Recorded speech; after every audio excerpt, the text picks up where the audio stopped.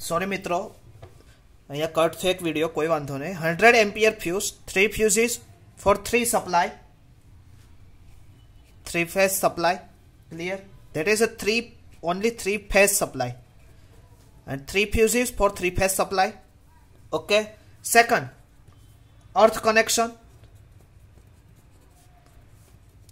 કે अर्थ कनेक्शन હોવું જરૂરી છે. Third one is current meter. હવે કોઈ મને કહેશે કે કરંટ મીટર ક્યાં વપરાય, મને કમેન્ટ બોક્સમાં આન્સર આપજો. કરંટ મીટરનો યુઝ શું? તો બી હું કહી દઉં, current meter from which reading power consumption is taken, કે કેટલો પાવર કન્ઝપ્ટ થયો એ તમને આપણને આંકડા દ્વારા બતાવે. ઘણી વખત જોયું હશે યુનિટનો આપણને કેવી રીતે ખબર પડે આપણે એટલા યુનિટ મિત્રો વાપર્યા, તો કે ધેટ ઇઝ કરંટ મીટર ઉપરથી ખબર પડે. Fourth number is ELCV. ELCV વિશે આપણે ડિટેલ ચર્ચા નેક્સ્ટ લેક્ચરમાં કરી હતી. Switch ease of end current if there is any leakage in a electrical circuit, કે ઇલેક્ટ્રિક સર્કિટમાં ક્યારે બી લીકેજ હોય એટલે તરત જ ELCV શું થશે, એની જાતે ક્લોઝ થઈ જશે, એટલે ત્યાંથી સર્કિટ બ્રેકેજનું કામ કરશે, એટલે કે પાવર સપ્લાયને શું કરશે, એ રોકી દેશે. ક્લિયર? કે જો આવું કોઈ બી વસ્તુ કે બ્રેકેજ થયું હોય કે કંઈક પ્રોબ્લેમ ક્રિએટ થયો હોય તો તરત જ પાવરને શું કરશે, ક્લોઝઅપ કરી દેશે. તો ELCB. Fifth one is main switch.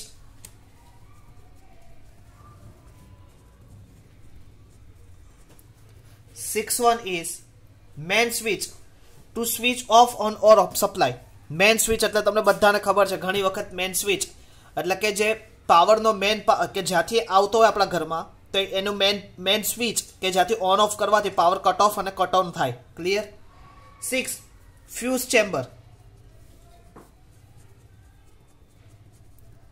આજે તમે લોકો બધા મિત્રો એક વખત ઘરે, તમારા ઘરે જે જગ્યાએ પાવર સપ્લાય હોય એ જગ્યાએ એક વખત જોજો, મીટર હોય ને ત્યાં આ વસ્તુ ખાસ જોજો, કેમ કે એઝ પર એક એન્જિનિયર તરીકે આ બધી વસ્તુ આપણે જાણવી જરૂરી છે. ફ્યુઝ ચેમ્બર એટલે કે which content 50 ampere fuse or MCB distribute current in each circuit, એટલે કે બધાને ફ્યુઝ ચેમ્બર શું કરે કે જુદા જુદા પ્રમાણે જુદા જુદા એમ્પિયરમાં આખું ભાગને વેચી નાખે, જ્યાં જેટલી જરૂર હોય એટલો પાવર એને સપ્લાય આપે. ધેટ ઇઝ ફ્યુઝ ચેમ્બરમાંથી થાય. ઓકે મિત્રો, તો આ હતું list of the component of consumer service unit in a building.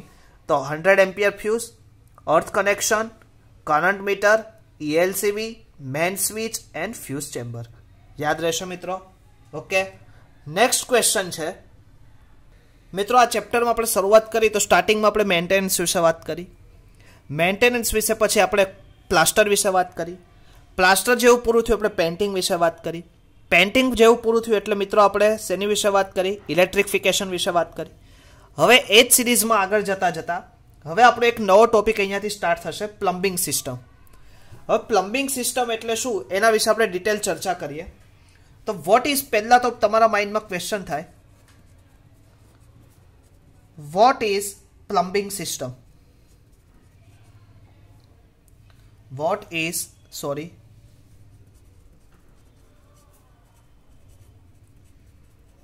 Plumbing system of building? What is plumbing system of building, કે કેટલા ટાઈપ્સની પ્લમ્બિંગ સિસ્ટમ છે બિલ્ડિંગમાં. ક્લિયર? તો સૌથી પહેલા તો પ્લમ્બિંગ સિસ્ટમ એટલે શું એની ડેફિનેશન. પ્લમ્બિંગ સિસ્ટમની ડેફિનેશન આવી રીતે થાય, the entire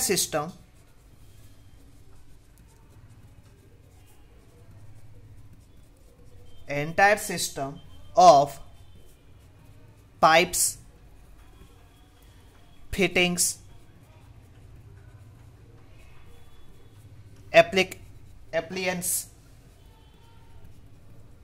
appliances etc. to provide, એવા ઘણા બધા યુઝ થાય. ટુ પ્રોવાઈડ એ શું કરે, પ્રોવાઈડ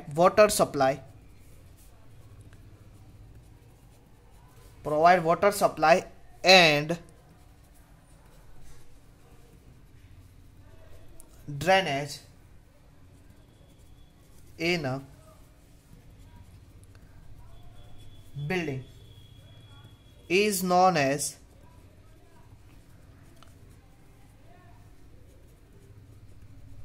plumbing सिस्टम। क्लियर, याद रहेशे। The entire system of pipe, पाइपનું ફિટિંગ અને પાઇપ એપ્લિયન્સ કે એની માટે ઘણા બધા વધારાના સાધનો, વધારે ઘણું બધું, to provide water supply and drainage in building is known as plumbing system. કે એવી સિસ્ટમ કે જેના દ્વારા એ પાઇપ હોય, પાઇપનું ફિટિંગ હોય કે એવા ઘણા બધા એપ્લિકેશન્સ કે બીજા બધા ઘણા બધા ફેક્ટરો કે જેના દ્વારા તમારા ઘરે પાણી આવી શકે, એટલે કે વોટર સપ્લાય થઈ શકે, એઝ વેલ એઝ ડ્રેનેજનું નિકાલ થઈ શકે। એવું ના તો કે ઘરમાં એને બિલ્ડિંગમાં, તો એને શું કહેવાય? Plumbing system. ક્લિયર। તો આપણા ઘરમાં પાઇપોનું પાઇપ આપણા ઘરે ઘણી બધી તમે જોઈ હશે। તો એમાંથી આપણે જોઈએ તો plumbing system mostly divide in 2 parts. Plumbing system classification of plumbing system. The classification of plumbing system is mostly divided into 2 parts મિત્રો। એક તમારા આપણા ઘરમાં સૌથી વધારે કોનું યુઝ થાય તો કે water supply system, and second આપણા ઘરમાં તમને બધાને ખબર છે સેનેટરી અથવા તો ડ્રેનેજ સિસ્ટમ। એને સેનેટરી નામ પણ આપી શકાય, સેનેટરી અથવા તો ડ્રેનેજ સિસ્ટમ। ઓકે, હવે તમને એમ થશે કે સર વોટર સપ્લાય સિસ્ટમમાં એવા તો કયા બીજા પાઇપ આવે? તો કે તમને બધાને ખબર હશે તો કે સૌથી પહેલા આવશે supply and distribution pipe, supply and distribution pipe. Clear. બીજું આવશે કનેક્શન પાઇપ। કનેક્શન તો કરવું પડશે, એલ્બો લગાડવો પડશે, એલ લગાડવું પડશે, ક્લિયર, સી લગાડવું પડશે, ટી લગાડવું પડશે, તો કે ધેટ ઇઝ કનેક્શન। પછી ડોમેસ્ટિક સ્ટોરેજ કરવા માટે તમારે કંઈક ટાંકી બનાવવી પડશે, ડોમેસ્ટિક સ્ટોરેજ।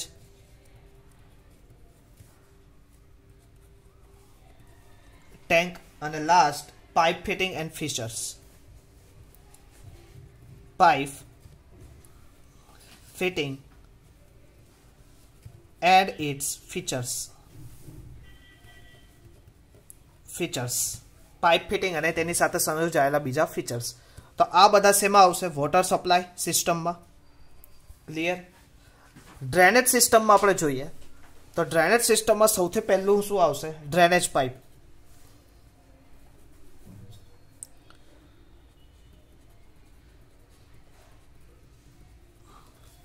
પછી શું આવશે? એપ્લિયન્સીસમાં મેં હમણાં જ કીધું WC, ટ્રેપ્સ, સિંક કે એવી ઘણી બધી જગ્યાએ તમારે યુઝ થશે। ક્લિયર। Second, inspection chamber. ગટરનું ઢાંકણું તમે જોયું હશે, ઇન્સ્પેક્શન ચેમ્બર। હાઉસ વેર લાઇન,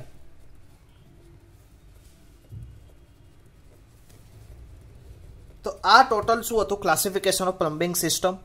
ઘણી વખત જીટીમાં પૂછાઈ શકવાના ચાન્સીસ ખરા કે પ્લમ્બિંગ સિસ્ટમનું ક્લાસિફાઈ કરો। ક્લિયર। તો કે as per water supply system, as per sanitary drainage system. Water supply સિસ્ટમમાં આપણે કયા હતા? Supply and distribution pipe, connection, domestic storage of tank, pipe fitting and features. Sanitary and drainage સિસ્ટમમાં આપણે લીધા drainage of pipe, WC, trap, sink etcetera, inspection chamber, house wear line. Clear. તો આ શું આવશે? ક્લાસિફિકેશન ઓફ પ્લમ્બિંગ સિસ્ટમમાં આવશે। Clear. હવે મિત્રો maintenance in pipe in building, કે પાઇપનું મેન્ટેનન્સ પણ જરૂરી છે। જેવી રીતે તમે પ્લાસ્ટરનું મેન્ટેનન્સ કરો, જેવી રીતે તમે પેઇન્ટિંગનું મેન્ટેનન્સ કરો, જેવી રીતે તમે લોકો મિત્રો હમણાં જ આપણે કર્યું ઇલેક્ટ્રિફિકેશનનું ધ્યાન રાખીએ, તો એવી જ રીતે મિત્રો આપણે લોકોએ પ્લમ્બિંગનું પણ કન્સિડરેશન કરવું પડશે। ક્લિયર। તો આપણે જોઈએ explain maintenance of pipes in building, explain which types conducted step to be maintain plumbing system in building। Clear મિત્રો? explain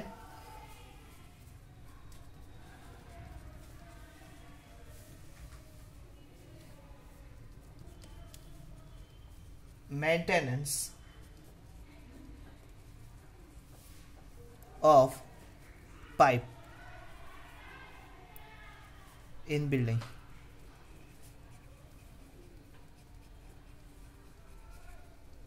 Explain maintenance of pipe in building. તો કઈ રીતે મેન્ટેનન્સ કરશું? તો ફર્સ્ટ ઓફ ઓલ, હવે તમને બધાને ખબર છે, ઇન ઓલ્ડ બિલ્ડિંગ, મિત્રો સૌથી પહેલા તો તમને ખબર હશે, ઓલ્ડ બિલ્ડિંગમાં આપણે કઈ પાઇપ યુઝ કરતા હતા? ગેલ્વેનાઇઝ આયરન પાઇપ યુઝ કરતા હતા. Galvanize iron pipe were used for water supply. Clear? Galvanized iron pipe were used for water supply in olden time. પણ GI પાઇપ, હવે GI પાઇપ આપણે યુઝ કરીએ is કોરોડેડ. હવે એના રીઝન હતા, is a કોરોડેડ rapidly, એટલે કે જલ્દીથી શું થાય છે, એમાં કાટ લાગી જાય, કોરોડ રેપિડલી. હેન્સ હવે આ જ જગ્યાએ અત્યારના સમયમાં ગેલ્વેનાઇઝ આયરન પાઇપ ક્યારે ઓલ્ડ ટાઈમમાં યુઝ થતા હતા, પણ અત્યારના રિસન્ટ ટાઈમમાં અથવા તો મોડર્ન ટાઈમમાં એની બદલે મોડર્ન ટાઈમમાં અત્યારે શું વપરાય છે?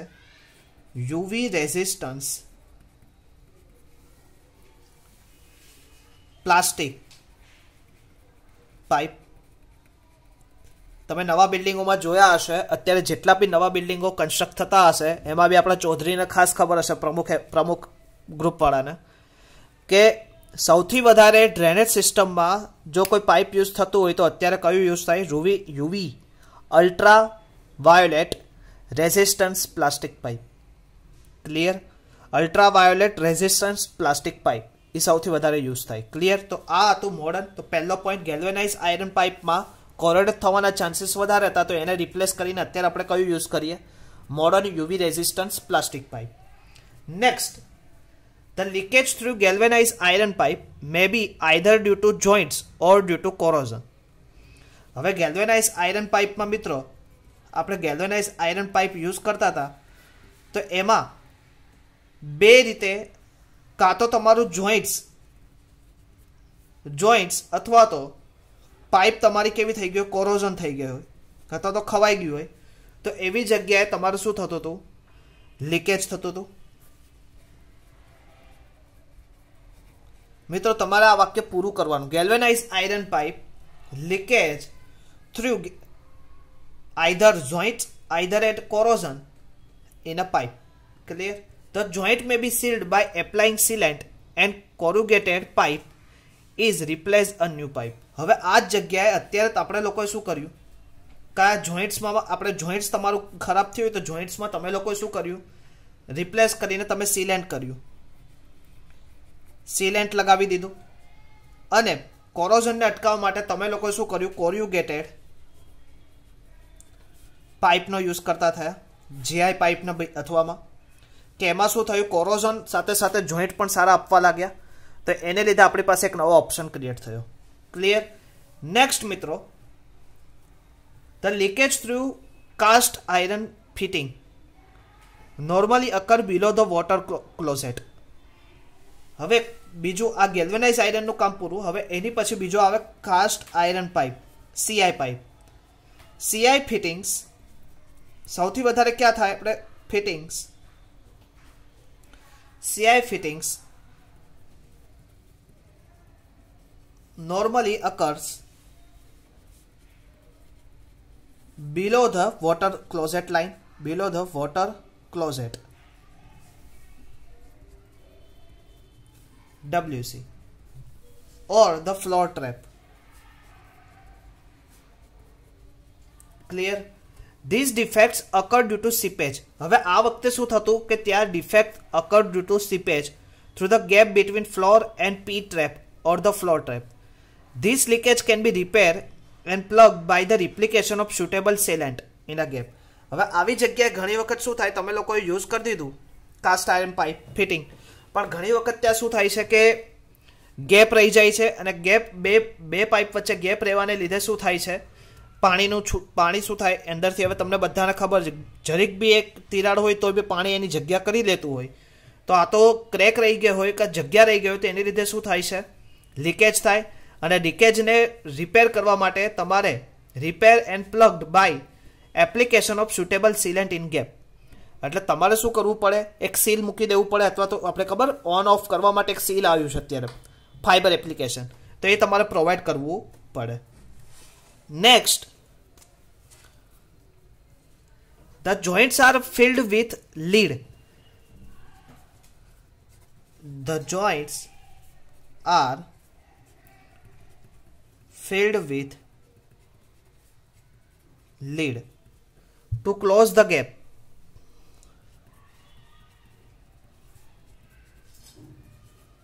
To close the gap in collar. If it is difficult to insert a new pipe in some section, if it is difficult to insert new pipe in some collection, collar can be utilized in a forming lead joints. Collar સૌથી વધારે ક્યાં use થાય, તો કે collar are mostly used in a forming of lead joint. Forming of lead joint. Clear? તો આ હતું explain maintenance of pipe in building. તો કે અત્યારે મોડિફિકેશનને લીધે ઘણો બધો ચેન્જીસ એમાં પણ થયો છે. ઓકે, હવે ડિફેક્ટ્સ ઇન ઓવરહેડ ટેન્ક. હવે તમે બધાને ખબર હશે ઓવરહેડ ટેન્ક આપણે જોઈએ છે, તો કે ઓવરહેડ ટેન્કમાં ડિફેક્ટ કેવી રીતે થાય એના વિશે આપણે ડિટેલ થોડીક ચર્ચા કરી લઈએ. List likely defects, list likely defects in overhead tank. તો કયા કયા આવશે, તો કે ડિફેક્ટ્સ એટલે શું થાય, સૌથી પહેલા તો ડિફેક્ટ્સ એટલે ડેમેજ થવું, તૂટવું. તો કે leakage from tech wall and bottom, તો કે લીકેજ ફ્રોમ ટેન્ક. હવે ટેન્કમાં લીકેજ ક્યાં થાય, કા વોલ ઉપર થાય અથવા તો બોટમ્સ ભાગમાં થાય, બોટમમાં. Crack in brick masonry,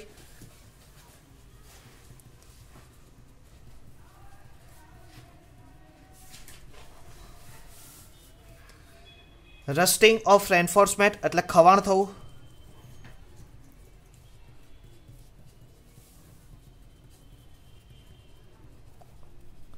clear.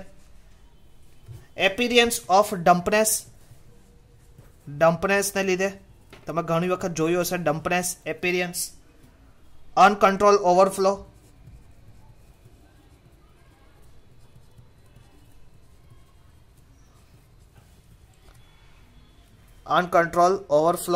And next cracks or punctures of plastic tank. Crack or punctures of plastic tanks. Clear મિત્રો? તો આ શું હતું, આજે આપણે કેટલા ચર્ચા કરી, તો કે સૌથી વધારે આપણે પહેલું જોયું consumer service units in a building, પછી આપણે પ્લમ્બિંગ સિસ્ટમ વિશે વાત કરી, પછી મેન્ટેનન્સ ઓફ પાઇપ વિશે વાત કરી, અને ત્યારબાદ ઓવરહેડ ટેન્ક વિશે કે એમાં ડિફેક્ટ કેવી રીતે સર્જાય છે એના વિશે વાત કરી. મિત્રો અત્યારે હું આ ટોપિક તમને લાગતું હશે કે સર ફાસ્ટ પૂરો કરે છે, પણ એની પાછળનું રીઝન એટલું છે કે આ ટોપિક જે અત્યારે હું કરાવડાવું છું એ આમ જોઈએ તો જીટીયુ પર્પઝથી ઘણા બધા દૂર છે, કેમ કે ઘણી બધી વખત મેં પેપરો જોયા છે, આ ક્વેશ્ચનો કોઈ પૂછાયેલા નથી. એટલે આગળના જે મેં ચલાયેલા કે જેમાં મેં સૌથી વધારે તમને ટાઈમ આપેલો છે અને સૌથી વધારે મેં તમને કીધેલું પણ છે કે પૂછાય એવું છે, તો એ ક્વેશ્ચનો ઉપર સૌથી વધારે જોર આપજો. એ ક્વેશ્ચનમાં કોઈ ક્વેરી હોય તો મને પૂછજો, પણ એવું માની ના બેસતા કે અત્યારે જે ચાલે છે ચાલવા દઈએ, આપણે તો આપણું આગળના સેમનું કરશું. તો મિત્રો એ વસ્તુ થોડુંક તમે ભૂલ ભરેલું છે, કેમ કે જીટીયુનું સર્ક્યુલર તમે જોવામાં મિસ્ટેક કરી રહ્યા છો, કેમ કે તમારું ટાઈમ ટેબલ હજુ સુધી આવ્યું નથી. એ ડિગ્રી અને જે સ્ટુડન્ટોને એનું ટાઈમ ટેબલ આવ્યું છે એની જ માટેની વાત છે. એ લોકો માટે 11 તારીખથી પોતાનું લેક્ચર, જે કરંટ સેમિસ્ટરના લેક્ચરો બંધ થશે, તમારા માટે નહીં. એટલે ખાસ વિદ્યાર્થી મિત્રો લેક્ચર ભરતા રહેજો. આપણે લેક્ચર ખાલી 2 કલાક જ લઈએ છીએ, તો એ 2 કલાકમાં તમે કંઈક પોતાની રીતે ભણજો અને એમાં કંઈક ક્વેરી હોય તો લખી રાખજો, પાછળથી પૂછજો, પણ ભણજો. તો એ સાથે નેક્સ્ટ લેક્ચરમાં ફરીથી મળશું. ત્યાં સુધી મિત્રો જય સ્વામિનારાયણ.